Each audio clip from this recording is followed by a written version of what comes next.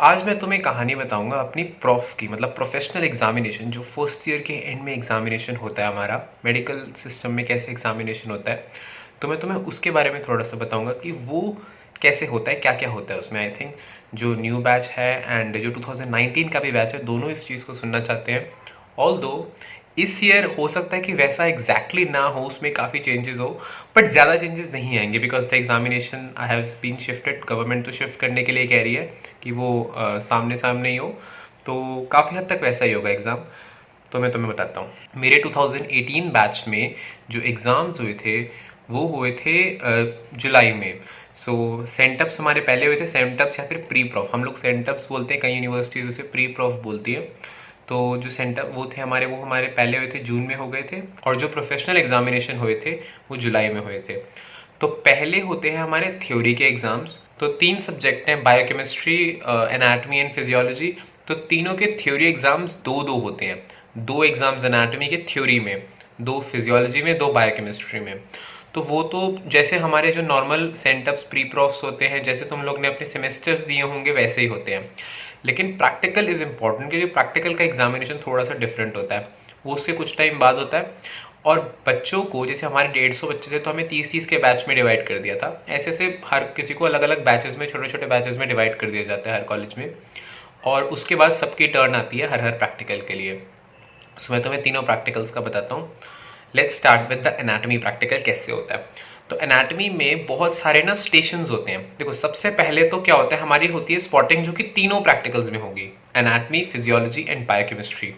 तीनों में सबसे पहले स्पॉटिंग होगी, और किसी में 10 स्पॉट होते हैं, किसी में 5 स्पॉट होते हैं। स्पॉट में क्या होता है कि जो भी हमने पढ़ा है, जो भी प्रैक्टिकल थ्योरी कुछ भी है, उसमें से कुछ कुछ चीज़ें, कभी कभार कोई क्लिनिकल क्वेश्चंस या कुछ भी ऐसे कर करके बहुत सारे स्पॉट्स बनाए होते हैं और वो हमें आंसर करने होते हैं।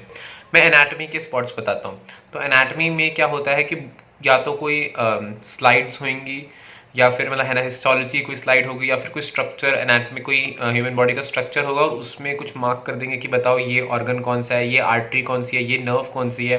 कोई मसल बता देंगे, वो बताओ, या उसका कोई फंक्शन बताओ कुछ, या फिर कोई मसल का पार्ट जैसे बोल देंगे, जैसे बाइसेप्स के एपिनेरोसिस है, बताओ उसको मार्क कर देंगे, बताओ वो क्या है। ऐसे करके बहुत कुछ हो सकता है। इसमें क्या होता है कि तुम्हारे ऐसे 10 स्टेशन होंगे और तुम्हें घंटी बजेगी, और तुम उसके बाद एक एक स्टेशन पे जाते जाओगे।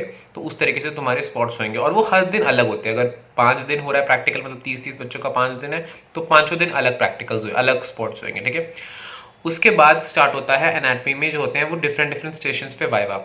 तो हिस्टोलॉजी से स्टार्ट करते हैं।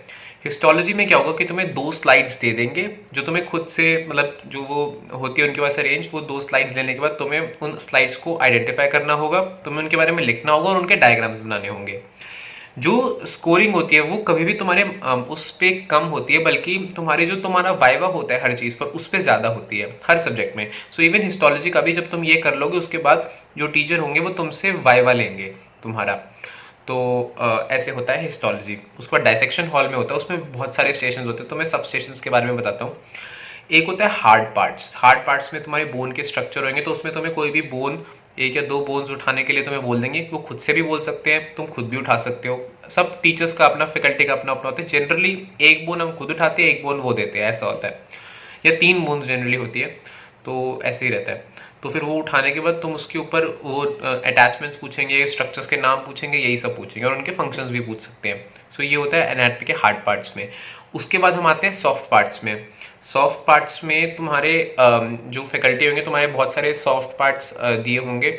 उसके ऊपर वो क्वेश्चंस पूछेंगे, और वो सबसे अच्छा वाइवा होता है, मतलब सबसे मुश्किल वाइवा भी तुम कह सकते हो। वो काफी, उसमें काफी कुछ पूछा जा सकता है। जैसे मैंने मुझसे पूछा था कौन सा आपको ऑर्गन चाहिए, तो मैंने कहा लोअर लिम्ब। तो उसमें उन्होंने कुछ पूछा मुझसे। फिर उनने उसमें कुछ गेट का आ रहा था, तो उन्होंने कहा था कि वैडलिंग गेट है, चलो अब करके दिखाओ। फिर मैंने वो करके दिखाया था। आई डोंट नो वो सही था कि नहीं, but sir said good, okay, ठीक है। उसके बाद फिर ये वाला हमारा होता है सॉफ्ट पार्ट्स। सॉफ्ट पार्ट्स के बाद बहुत सारे और होते हैं। एक ऑर्गन वाइवा होता है, उसमें कोई भी तुम्हारा ऑर्गन जो होते हैं, वो काफ़ी सारी ट्रेस पड़ी होती है, उसको ट्रे वाइवा बोलते हैं। वो ट्रे लेके तुम जाते हो फैकल्टी के पास, और उसके ऊपर पहले उसको डिस्क्राइब करना होता है, फिर उससे रिलेटेड क्लिनिकल क्वेश्चंस कोई पूछ लेते हैं फैकल्टी। फिर एक होता है रेडियो का वाइवा। उसमें क्या होता है कि तुम्हारे जो रेडियो की जो एक्सरेज होते हैं वो सब होते हैं, और उसके से तुमसे क्वेश्चंस पूछेंगे, आइडेंटिफाई करने के लिए वो पूछेंगे, और उसका फंक्शन। बहुत लोग ये चीज़ें नहीं पढ़ते। तो प्लीज़ पढ़ना शुरू करो, रेडियो का भी होता है वाइवा। देन एम्ब्रियोलॉजी का भी वाइवा होता है, उसमें एम्ब्रियोलॉजिकल जो स्लाइड्स वगैरह होते हैं, जो उसमें एम्ब्रियोलॉजिकल मॉडल्स होते हैं वो होते हैं, तुम उसको पूछते हैं, फिर उसकी डेवलपमेंट, जैसे मैंने हार्ट का चूज़ किया तो उसकी डेवलपमेंट बताओ, फिर उससे रिलेटेड वो क्लिनिकल क्वेश्चंस पूछते हैं। ऐसे ही एक सरफेस वाइवा होता है, उसमें सरफेस एनाटमी, उसमें पूरी एक कैडेवर पड़ा होता है और तुम कार्ड्स पिकअप करते हो और उसमें जो जो ऑर्गन्स होते हैं वो तुम्हें सरफेस एनाटमी में मार्क करना होता है, वो ईजी होता है वाइवा। हाँ, तो ये सारे वाइवाज होते हैं डिफरेंट, तुम्हें याद रखना होता है कि तुम सारे के सारे स्टेशन पे जाओ, हर स्टेशन पे जाना कंपलसरी, अगर कोई भी स्टेशन रह जाएगा तो दिक्कत हो जाएगी। तो ऐसे ऐसे करके तुम सारे स्टेशन पे जाके तुम्हारे सारे वाइवास कंप्लीट हो जाते हैं। तो तुमने देखिए एनाटॉमी का प्रैक्टिकल तो पूरा ही वाइवा बेस्ड था, इसमें कुछ भी मतलब है ऑफकोर्स स्पॉटिंग है और हिस्टो की जो तुम्हें स्लाइड ड्राइंग करनी है और लिखना है वो तो सब तुम्हारा लिखना ही है, बट मोस्टली मेजर पोर्शन जो है इसका वो वाइवा बेस्ड है। नेक्स्ट आते हैं फिजियोलॉजी पे। फिजियोलॉजी पे भी हम स्टार्ट करेंगे स्पॉटिंग से। और स्पॉटिंग में क्या होता है, तो उसमें भी हमारे में तो 5 स्पॉट्स होते हैं, अलग अलग जगह अलग अलग स्पॉट्स हो सकते हैं। तो उसमें क्या आएगा, स्पॉट्स में तुम्हें कोई भी जो जैसे कोई इंस्ट्रूमेंट्स है वो दे देंगे या कोई डायग्नोसिस दे देंगे, कुछ जैसे हमें हाइड्रोसेफेलस आया हुआ था।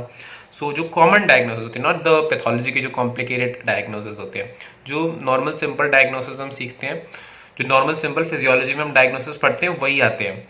और फिर फिजियोलॉजी में मल्टीपल प्रैक्टिकल्स होंगे, तो उसमें 4 प्रैक्टिकल्स होते हैं। अब क्या होता है कि मैंने तुम्हें पहले बोला था कि जो भी तुम्हारे मार्क्स होते हैं, तुम्हारा सबसे इंपॉर्टेंट होता है वाइवास।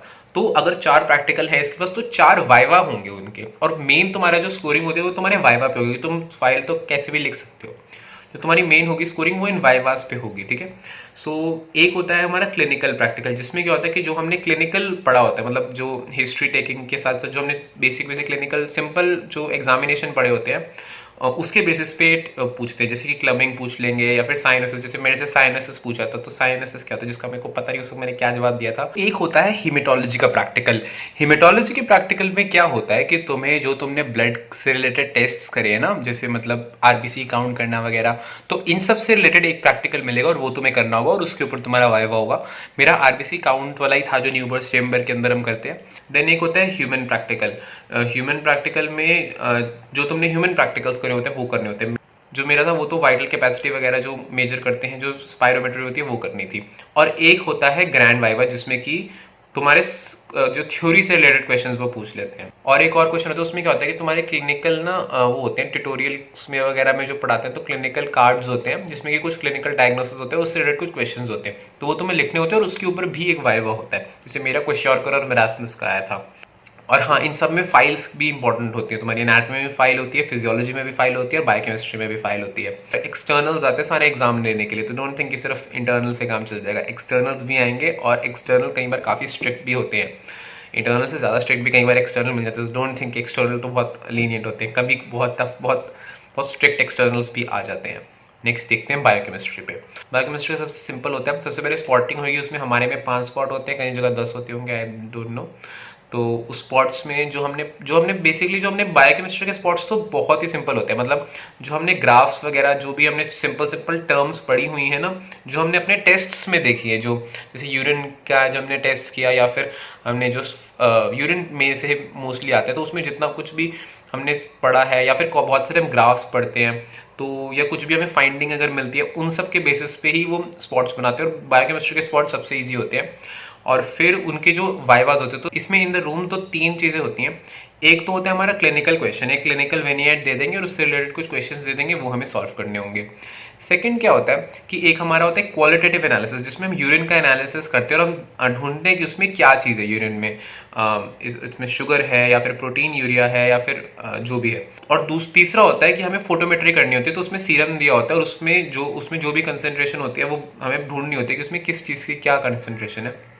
तो इट्स अ क्वांटिटेटिव एनालिसिस, और उसके बाद हमें उसमें पता चलता है, फिर हम उससे जो भी हमें बायोकेमिस्ट्री में जो भी फाइंडिंग मिलती है उससे रिलेटेड हमें डायग्नोसिस और क्लिनिकल चीज़ें लिखनी जरूरी होती है। और उसके वाइवा में वो मेनली या तो प्रोसीजर पूछते हैं, बट प्रोसीजर से ज़्यादा इंपॉर्टेंट ये डायग्नोसिस होता है कि जो भी तुमने ढूंढा उसमें मिला, अब उसका क्या आगे डायग्नोसिस है, वो कैसे है, उसकी बायोकेमिस्ट्री क्या है।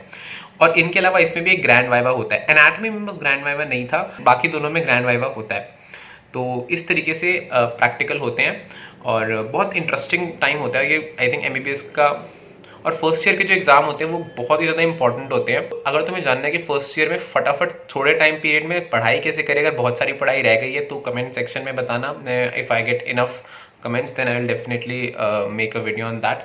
क्योंकि मैंने भी अपने टाइम पर इतनी पढ़ाई नहीं करी थी फर्स्ट ईयर में, लेकिन मैं प्रॉफ टाइम में मोस्टली मैंने मेनली पढ़ाई करी थी। I regret that a lot, मुझे पहले भी पढ़ना चाहिए था, क्योंकि अब मुझे सारा का सारा दोबारा पढ़ना पड़ रहा है। तो प्रॉफ पास करने के लिए शॉर्ट पीरियड में कैसे सारा का सारा पढ़ना है, अगर तुम्हें जानना हो तो डेफिनेटली पूछना, I make a video on that.